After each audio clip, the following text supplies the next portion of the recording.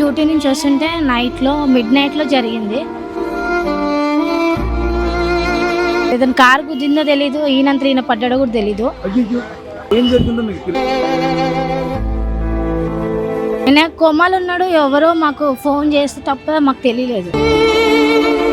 Breathing తీసుకోవడం చిన్న హోలే ఉండేది. ఎంత ఆయాసం అంటే మేము థర్డ్ ఫ్లోర్లో ఉన్నా, ఫస్ట్ గ్రౌండ్ ఫ్లోర్ ఉంటే అంత వాయిస్ వినిపించేది. ఇట్లా ఒకటే దమ్ము. ఈయన ఒంటరిగా అయితే వదిలేసి వెళ్ళిపోలేం. మా డాడీ ఎక్స్పైర్ అయితే 20 డేస్కి ఇటు పడిపోయాడు.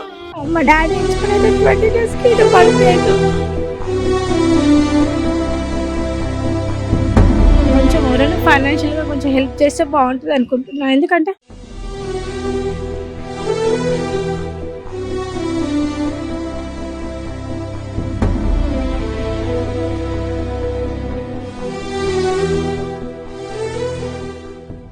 మనం ఇప్పుడు నిమ్స్ హాస్పిటల్లో ఉన్నాం. ఇక్కడ మధు అనే ఒక బాధితుడు, ఈయనకి ప్రమాదం జరిగి 10 నెలలైంది. గత కొన్నాళ్ళుగా కొంత సమయం ఏమో ఈయన కోమాలో ఉన్నాడు. ఇప్పుడు కోలుకొని కొద్దిగా నడుస్తూ ఉన్నాడు. ఇప్పటి వరకు వాళ్ళు ఒక 20 లక్షలు ఖర్చు చేశారు. అసలు వాళ్ళ బాధ ఏంది, ఈ యాక్సిడెంట్ ఎలా జరిగింది, ఆయనకి మాట కూడా రాదు. కావాలంటే చూడండి. వాళ్ళ ఆవిడ, వీళ్ళు నల్గొండ జిల్లాకు చెందిన వాళ్ళు, మధు. ఆమె వచ్చి బేగంపేట, ఇక్కడ హైదరాబాదీ. వీళ్ళకి పెళ్ళి ఎన్నేళ్ళు అయిందండి? 6 years. అసలు ఏంటి యాక్సిడెంట్ ఎలా జరిగింది? అంటే డ్యూటీ నుంచి వస్తుంటే నైట్లో మిడ్ నైట్లో జరిగింది. బైక్ మించి వెళ్ళి లైక్ మాకు ఏదైనా కారు గుద్దిందో తెలీదు, ఈయన పడ్డాడో కూడా తెలీదు. ఆయన కోమాలు ఉన్నాడు. ఎవరో మాకు ఫోన్ చేస్తే తప్ప మాకు తెలియలేదు. యాక్సిడెంట్ అయిందని కూడా మాకు తెలీదు. నైట్ 1:30కి అట్లా అరౌండ్ అయింది. అయితే ఇట్లా ఫింగర్ ప్రింట్ ఓపెన్ చేసి చూస్తే లాస్ట్ కాల్ వాళ్ళ ఫ్రెండ్ ఉంది. వాళ్ళ ఫ్రెండ్కి కాల్ చేస్తే ఆయన అడ్మిట్ చేసి మళ్ళీ మాకు ఫోన్ చేశారు. నైట్ 3 o'clock అట్లా తెలిసింది యాక్సిడెంట్ అయిందని. ఈయన అప్పుడు ఏం చేసి డ్యూటీ 3 గంటలకి ఎట్లా ఎందుకు వస్తుంది? అంటే వీళ్ళు రిటైలర్ కదా, సో నైట్లో కూడా జరుగుతూ ఉంటుంది వర్క్. స్టోర్ అంటే షాప్ స్టోర్ మేనేజర్, ఈయన జూడియోలో స్టోర్ మేనేజరు, టాటా వాళ్ళది. స్టోర్ క్లోజ్ చేసుకొని కొంచెం వర్క్ క్లియర్ చేసుకొని వచ్చేటప్పటికి యాక్సిడెంట్ జరిగింది. అట్లా కంపెనీ ఏదన్నా సాయం చేసింది? కంపెనీ చేసింది, ఇన్సూరెన్స్ ఇచ్చింది. 10 lakhs ఇన్సూరెన్స్ వచ్చింది. ప్లస్ లాస్ట్ మంత్ వరకు కూడా శాలరీ గురించి కొంచెం ప్రొవైడ్ చేశారు. శాలరీ కూడా ప్రొవైడ్ చేశారు. లాస్ట్ మంత్ ఇచ్చారు. ఈ మంత్ మాత్రం హెచ్ఆర్ అన్నది ఇంకా కుదరదని చెప్పారు. చేశారు. ఇన్సూరెన్స్ లాస్ట్ ఇయర్ 5 lakhs వచ్చింది. సో ఈ ఇయర్ కూడా మళ్ళీ జాబ్ పోకపోయినా వాళ్ళు ఇన్సూరెన్స్ ప్రొవైడ్ చేశారు. ఆ ఇన్సూరెన్స్ కూడా అయిపోయింది. 10 lakhs ఇన్సూరెన్స్ అయిపోయింది. మొత్తం ఇప్పుడు మా చేతిది అంటే 15 lakhs ప్లస్ అయింది. మాకు బాగా ఖర్చు అయినాయి. ఇంకా మేము లెక్కలు కూడా వేసుకోలేదు, కానీ బాగానే 20+ దాకా మాకు కూడా అయినాయి. బయట ఖర్చులు ఎక్కువ అయిపోయినాయి చాలా. మీకు ఎంతమంది పిల్లలు? నాకు ఒక పాప, బాబు. పాప 6 years ఉంటుంది, బాబు 3 కంప్లీట్ అయినాయి రీసెంట్గా. ఇప్పుడు ఎట్లమ్మా మీకు జరుగుబాటు ఏంది? ఈ విధంగా మీరు పెట్టుకొని ఇట్లా ఆసుపత్రుల వెంట తిరుగుతూ ఫస్ట్ ఏ హాస్పిటల్ చేర్పించారు? అంటే యాక్సిడెంట్ అయినప్పుడు అక్కడ మెడికవర్లో హైటెక్ సిటీ దగ్గర యాక్సిడెంట్ అయింది. హైటెక్ సిటీ ఫ్లైఓవర్ దగ్గర. అక్కడ సాయిధరం తేజీ అయితే ఇక్కడ తీగల బ్రిడ్జ్ మీద అయింది అనుకుంటా ఆయనది. మాకైతే హైటెక్ సిటీ దగ్గర అయింది. సో మిడ్ నైట్లో అయితే వాళ్ళే మాకు మెడికవర్లో అడ్మిట్ చేసిర్రు. సో మేము కూడా మంచి సీరియస్ ఉన్నాడు, హోప్ కూడా లేకుండే. సో మనం కూడా గవర్నమెంట్లో ఇలాంటి వ్యక్తిని తీసుకెళ్తే ట్రీట్మెంట్ చెప్పలేం కదా అని ప్రైవేట్లోనే ఉంచినాము. ఇంకా డబ్బులు ఖర్చు అయినా కూడా. ఒక 15 days వరకు కోమాలు ఉన్నాడు, కంప్లీట్ కోమాలు ఉన్నాడు. 15 days తర్వాత కొంచెం ఐస్ ఓపెన్ చేసిండు, కానీ కాన్షియస్ లేకుండే. ఎక్కడ బలంగా దెబ్బ తగిలిందండి ఈయనకి? బలంగా అంటే ఓన్లీ బ్రెయిన్కే తగిలింది. ఓన్లీ బ్రెయిన్, ఎక్కడ ఫ్రాక్చర్ లేదు, ఏం కాలేదు. ఓన్లీ బ్రెయిన్కి చిన్నగా రోడ్డు దెబ్బలు కొట్టుకుపోయినాయి, కానీ అవి అప్పటికే మానిపోయినాయి. 15 daysలో అది మానిపోయింది. కానీ బ్రెయిన్లో ఎక్కడంటే ఇక్కడ లెఫ్ట్ సైడ్ తగిలింది, చిన్న నరం ఏదో ప్రాబ్లం అని చెప్పారు. ఆ లెఫ్ట్ సైడ్ తగ్గడం వల్ల రైట్ సైడ్ మొత్తం పెరలైజ్ అయిపోయింది. అదంతా పెరలైజ్.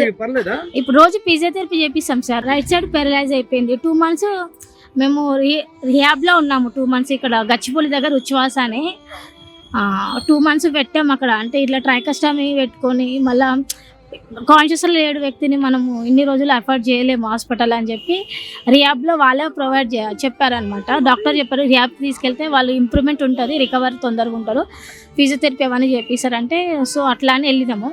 అక్కడ ఉచ్ఛ్వాస అని గచ్చిపోలి దగ్గర వెళ్తే వాళ్ళు ఒక 2 months ట్రీట్మెంట్ చేసారు. అప్పటికి కొంచెం ఒక స్టేజ్ నిలబడము నడవడము అట్లా అక్కడ కొంచెం చేసిరు ఫిజియోథెరపీ. అక్కడ అయితే ఇది ట్రైకాస్టమీ డికాలినేషన్ అని చేస్తారనమాట, తీసేయడము. అయితే అప్పుడు దీని గురించి చెప్పండి, మాకు తెలియదు. అయితే ఈయన కోమాలో ఉన్నప్పుడు వెంటిలేటర్స్ ఒక 3-4 days ఇక్కడ మౌత్ నుంచి ఇచ్చారు, నోట్ల నుంచి ఆక్సిజన్ వెంటిలేటర్స్ మీద ఉన్నాడు యాక్చువల్లీ. సో ఎక్కువ డేస్ ఉంటే ఇన్ఫెక్షన్స్, లంగ్స్ ఇన్ఫెక్షన్స్ అవుతాయి, ఈ ట్రాకాస్టమీ చేయాలి అన్నారు. సో మాకు దీని గురించి నాలెడ్జ్ లేదు, అసలు మెడికల్ నాలెడ్జ్ కూడా నాకు లేదు. సో మాకు కూడా బ్యాక్గ్రౌండ్ ఎవరు మెడికల్ ఫీల్డ్లో లేరు, మళ్ళీ ఈయనకి సిబ్లింగ్స్ కూడా లేరు, ఇలా ఫాదర్ నేనే చూసుకున్నాము. సో మా అంకుల్కి ఎక్కువ నాలెడ్జ్ లేదు, నాకు లేదు దీని గురించి. సరే మంచిదే అవుతుందేమో అని చెప్పి చేయించాము. చేయించినాక బాగానే ఉన్నాడు దీంతోనే. అయితే ఇది ఎప్పుడైతే మేము రియాబ్కి వెళ్ళామో అక్కడ ఒక 1 month వరకు ఆయన తినడము మింగడము కాన్షియస్లో వచ్చిండు. కొంచెం వచ్చినప్పుడు ఇది తీసేయాలని చెప్పారు.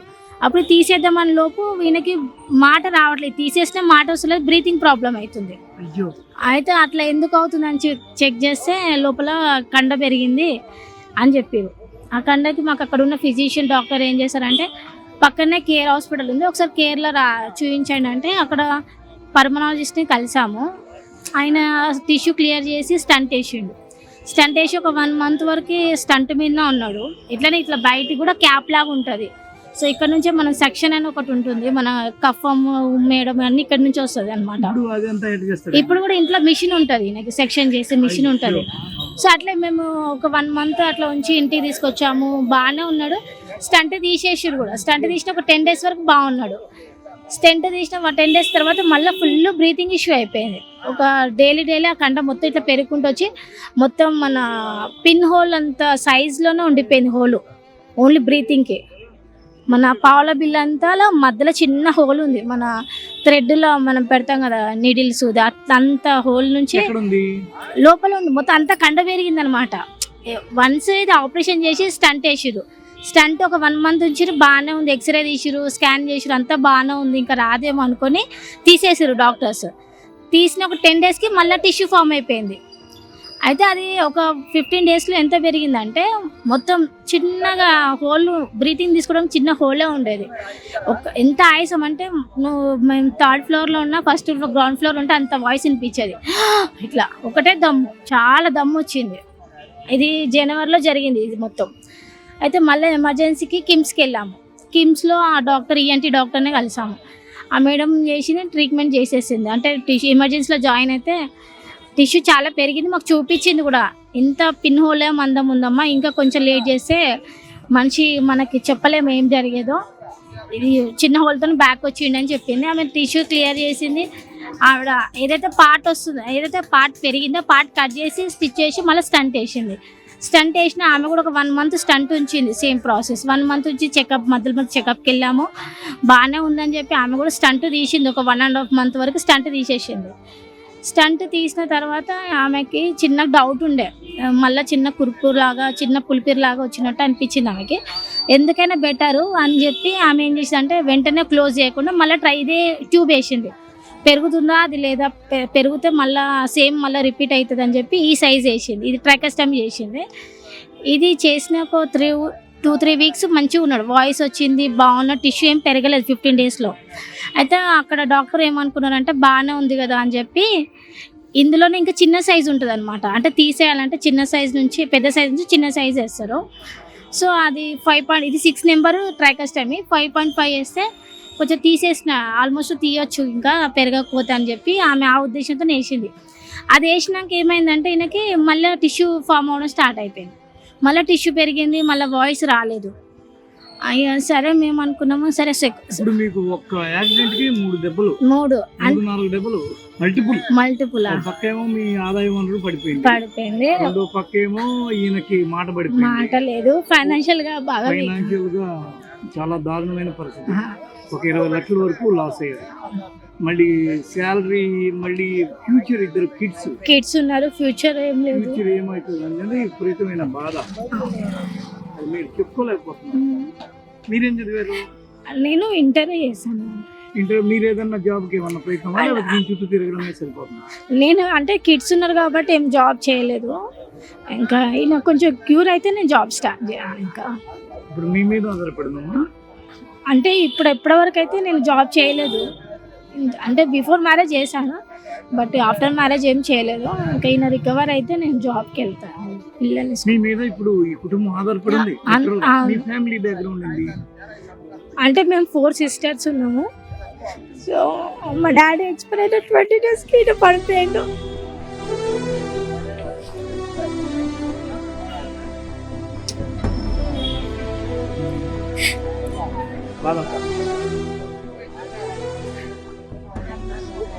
అంటే మా నాన్న అదే మంత్లో చెప్పాడు, ఈయన అదే మంత్లో పడిపోయాడు. ఈ దురదృష్టం నేను వెంటాడుతాను.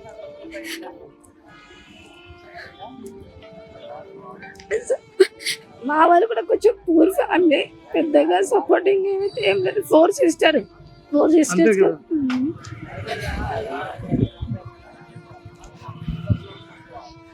ఇప్పుడు ఎట్లా చేద్దాం అనుకుంటున్నాను? అంటే కొంచెం రికవర్ ఇక్కడ అయితే సర్జరీ చేపిస్తే సెట్ అవుతాడని అక్కడ డాక్టర్ చెప్పారు. మళ్ళీ ఇప్పుడు మీకు ఎంత డబ్బులు అవసరం పడుతుంది? అదే తెలీదండి, మేము ఇంకా ఇక్కడ ట్రీట్మెంట్ స్టార్ట్ చేయలేదు. మీ ఫార్మాట్ ఇప్పుడు ఇక్కడ నుంచి ఏం చెప్పండి? అయితే మేము నిన్న మొన్న చూపించిన డాక్టర్ ఏం చెప్పారంటే ఆల్రెడీ అక్కడ సర్జరీస్ ప్రైవేట్లో అయినాయి, అంటే మేము ఎఫర్ట్ చేయలేమని చెప్పిన. నేను చెప్తే సరే అమ్మా నేను నిమ్స్లో మాట్లాడి అని రిఫర్ చేస్తా అని చెప్పింది. సో ఇక్కడ కార్డియోథెరసిస్ అని ఒక డాక్టర్కి రిఫర్ చేశారు. సో ఆ డాక్టర్ని కలిస్తే లాస్ట్ వీక్ కలిస్తే ఇప్పుడు ఈ వీక్లో అడ్మిట్ కండి అని చెప్పారు. సో ఈరోజు అడ్మిట్ అయితే వాళ్ళు ఎప్పుడు ఆపరేషన్ చేస్తారో చెప్తారు. ఓవరాల్గా ఇప్పుడు మళ్ళీ మీకు ఇంత ఖర్చు ఉంటుందా, లేకపోతే అసలు మీ ఖర్చు పరిస్థితి ఏంది? మీకు ఎవరైనా సహాయం చేస్తే బాగుంటుందని అనిపిస్తుందా? మీకు దారి తెన్ను లేకుండా ఉన్నారు. మీ ఫ్యామిలీ చూస్తే అంటేమో ఘోరమైన 4 ఆడపిల్లలు అంటేనే అర్థం చేసుకోవచ్చు. ఆయనకి మీ తండ్రికి చాలా ఎన్నో ఎదుర్కొంటాడు సమస్యలు. మీకు ఏమన్నా ఆస్తి ఉందా, ఎకరాలు కానీ? అయితే మీరు ఇప్పుడు ఎలాంటి సహాయాన్ని ప్రజలను ఎవరన్నా అడగదా? మీకు ఏదన్నా సాయం చేయాలనుకున్న వాళ్ళని ఎలాంటి సాయాన్ని మీరు కోరుతున్నారు? మీకు ఒక ఉద్యోగమో, లేకపోతే ఈయన ఖర్చు ఇంకా ఉంది కాబట్టి ఏదన్నా ఆర్థిక సాయమో ఏం కోరుతున్నారు? కొంచెం ఎవరైనా ఫైనాన్షియల్గా కొంచెం హెల్ప్ చేస్తే బాగుంటుంది అనుకుంటున్నాను. ఎందుకంటే కిడ్స్ ఉన్నారు. సో ఈయనని ఇట్లా వదిలేసి కిడ్స్ని వదిలి నేను కూడా జాబ్ చేయలేని పరిస్థితి. ఇప్పుడు పిల్లలు కూడా చిన్నగా ఉన్నారు. ఇలాంటి ఈయన కొంచెం రికవర్ అయినాక నేను వెళ్ళొచ్చు జాబ్కి. ఇలాంటి సిచ్యువేషన్లో ఈయన ఒక పక్కన కంపల్సరీ ఉండాలి మనం. సో ఒంటరిగా వదిలిపోలేరు మీరు.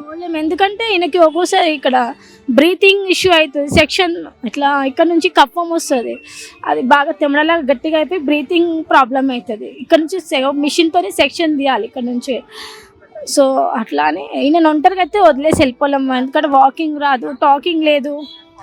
సో డైలీ ఫిజియోథెరపీకి తీసుకెళ్ళాలి, టైం టు టైం ఫుడ్ పెట్టాలి, మెడిసిన్స్. ఈయనకు కంపల్సరీ ఒక మనిషి ఉండాలి పక్కన చూసుకోవడానికి. ఇప్పటికే ఈయన కొంత నిలబడ్డానికి మేము ఏంటంటే షూట్ కోసము కొద్దిగా నిలబెట్టడానికి కొద్దిగా కఠినమైన వాళ్ళకి సాయం చేయడం కోసం సిసిటీవీ తరఫున ప్రయత్నం చేస్తున్నాం. నిలబడడానికి చాలా ఇబ్బందికరంగా ఉంది మధుసూదన్కి. ఆయన చాలా దయనీయమైన పరిస్థితుల్లో ఉన్నాడు. ఫేస్ ఏదో కొద్దిగా అలా పైకి గంభీరంగా, మగాడు కాబట్టి గంభీరంగా ఉండి నెట్టుకుని వద్దాంలే అనే అభిప్రాయంతో ఉన్నాడు. కానీ ఆ మహిళ, ఆమె పేరేం పేరండి? మీ పేరు? సరిత. ఈయన పేరు మధు. ఈ సరిత మధు దంపతులు చాలా క్లిష్టమైన పరిస్థితుల్లో ఉన్నారు. వాళ్ళు ఎంత క్లిష్టమైన పరిస్థితుల్లో ఉన్నారంటే మీకు ఈ కింద ఒక నెంబర్ పెడతాము, వీళ్ళ నెంబరు. ఈ నెంబర్ని మీరు చూసి గూగుల్ పే కానీ, ఫోన్పే కానీ ఇంకేదన్నా ఆర్థిక సాయం చేయండి. వాళ్ళు ఇప్పుడు ఒక 20 లక్షలు పెట్టినారు. మళ్ళీ వాళ్ళకి ఎంత అవుతుందో తెలియదు. ఓ పక్క ఆయన ఇప్పటికీ కోలుకోలేదు. ఆయన వాయిస్ లేదు, వాకింగ్ లేదు, టాకింగ్ లేదని ఆమె చెప్తుంది. 2 కిడ్స్. ఆమె చూస్తే ఇంటర్ వరకు చదివిన ఒక మహిళ, 4 ఆడపిల్లలు, ఒక ఆడపిల్లగా పుట్టింది.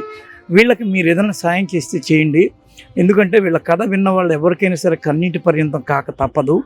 ఈ దీనగాథని విన్ని స్పందించి మాకు కలిగింది ఇంత, మేము కొంత సాయం చేస్తామని.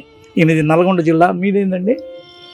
ఇద్దరిది నల్గొండ జిల్లా. ఈమె బేగంపేట వాసి. ఇక్కడ వీళ్ళది హైదరాబాదు, నల్గొండకి సంబంధించిన వాళ్ళు వీళ్ళు దంపతులు. 2 పిల్లలు ఉన్నారు, ఆడపిల్ల మగ, ఒక అమ్మాయి ఒక అబ్బాయి. వాళ్ళ చదువు సంధ్య, ఈయన యొక్క ఆరోగ్య పరిస్థితి చాలా హీనంగా బాగలేకుండా ఉండడం వల్ల ఈ కండిషన్లో వీళ్ళు ఇప్పటికి 20 లక్షలు ఖర్చు చేస్తే మధు అనేవాడికి ఇప్పటికీ పాపం ఆయనకి మాట లేదు, సరిగ్గా నడవలేడు. ఈ భయంకరమైన దీనమైన ఒక పరిస్థితిలో ఉన్నాడు మధు. ఎవరైనా మీరు కానీ దాతలు నిజంగా ధర్మప్రభువులు అయి ఉంటే మీకు కూడా అరే మన కుటుంబం, ఎందుకంటే సరితకి ఆమె కుటుంబం 4వ పిల్ల, ఆమె 4 ఆడపిల్ల ఒక ఆడపిల్లగా పుట్టింది. వాళ్ళకి మనం అర్థం చేసుకోవచ్చు, 4 ఆడపిల్ల ఒక ఆడపిల్ల అనగానే ఆమె ఎంత పేదరికంలోంచి వచ్చిందో. బేగంపేట వాసి ఈమె, ఈయన నల్గొండ. ఈయన కూడా కేవలం సింగిల్ కిడ్, ఈయన వాళ్ళ తండ్రి ఈయన మాత్రమే ఉంటారు. ఇప్పటి వరకు మధుని ఈయన తండ్రి సరిత భార్య సరిత వీళ్ళిద్దరూ నెట్టుకుంటూ వచ్చారు. ఒక ఆడపిల్ల ఒక బాబు, 2 పిల్లలు ఉన్నారు. వాళ్ళ భవిష్యత్తు ఏంటో తెలీదు, మధు ఎప్పుడు కోలుకుంటాడో తెలీదు. సరిత ఇంటర్ వరకు చదివింది. వీళ్ళిద్దరిని ఈయన చూసుకోవాలా లేకపోతే 2 పిల్లల్ని చూసుకోవాలా? ఈ ఫ్యామిలీని ఏ విధంగా తీసుకురావాలి, ఏ విధంగా గట్టెక్కించాలి అర్థం కాని అయోమయ పరిస్థితి. దీనిలోంచి మీరు ఎవరైనా నిజంగా వీళ్ళకి హెల్ప్ చేయాలని ఉంటే నా ముఖం చూసి చేస్తారా, మధు ముఖం చూసి చేస్తారా, CCTVని చూసి చేస్తారా, సరిత యొక్క దయనీయమైన పరిస్థితిని చూసి చేస్తారా తెలియదు, కానీ చాలా ఘోరంగా ఉందండి. నాకు కంట్లో నీళ్లు, గొంతులో నేను దుఃఖాన్ని ఆపుకొని మాట్లాడుతున్నా. ఇందాక సరిత కూడా చాలా ఘోరంగా ఏడ్చింది. ఎందుకంటే ఆమెను కాపాడడానికి దేవుడు తప్ప మరొకరు లేరు. దైవం మానుష రూపేణా అని అంటారు. దేవుడుగా మీరు ఎవరైనా, నేను కూడా నాలో కూడా కొంత మానవ సేవ మాధవ సేవ అన్న ఒక ఆలోచన మీకు కూడా ఎవరికన్నా ఉంటే, మానవ సేవ చేయడమే దేవుడి సేవ చేయడమని మీకు ఎవరికన్నా ఉంటే వీళ్ళ కనీసం మీ వంతు మీకు తెలిసినంతలో కింద అకౌంట్ నెంబర్ ఇస్తాం, చూసి మీరు వీళ్ళకి హెల్ప్ చేయండి ప్లీజ్. ఇదే నా request. Help the victims of this family. Thank you.